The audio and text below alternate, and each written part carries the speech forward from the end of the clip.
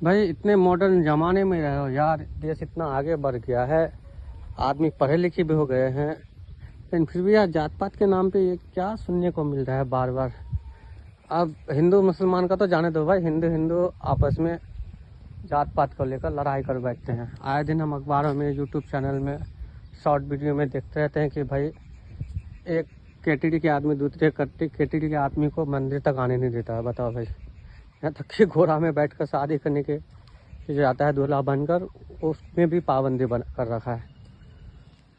तो ये सब चीज़ें देखकर बड़ा मतलब एक टेंशन सा बन जाता है।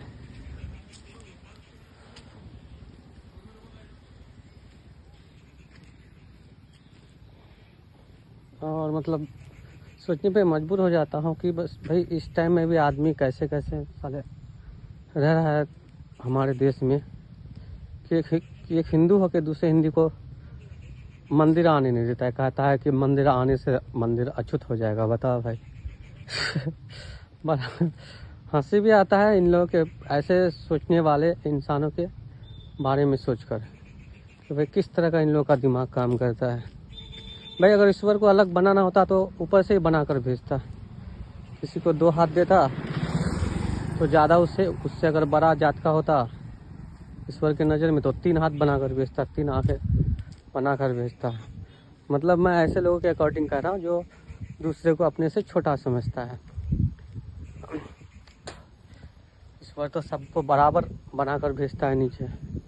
हाँ भाई, आदमी ऐसा, मनुष्य ऐसा गिरा हुआ दिमाग का होता है कि एक दूसरे आदमी को अपने से नीचा समझने लगता है।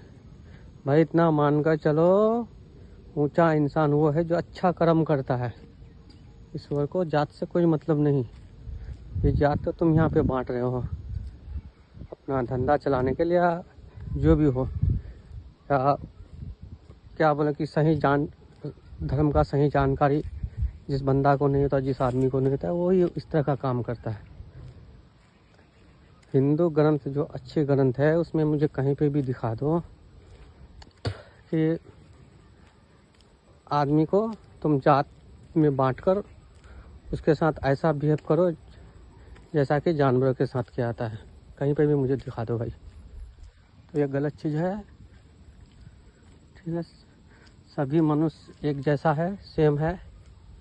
ऐसा नहीं कि आप दूसरे को अपने से नीचा समझ के उसे मंदिर आने मत दो, या शादी करने के लिए बेचारा जाओ तो सब घोड़ी में बैठने मत दो। तो ये गलत है, इसका दंड ईश्वर देगा। ठीक है, ईश्वर ऐसा नहीं कहता। ईश्वर के पास या ईश्वर का भक्त तो वो है जो अच्छा कर्म करता है, दूसरे को साथ लेकर चलता है, अपने से कमज़ोरों का केयर करता है।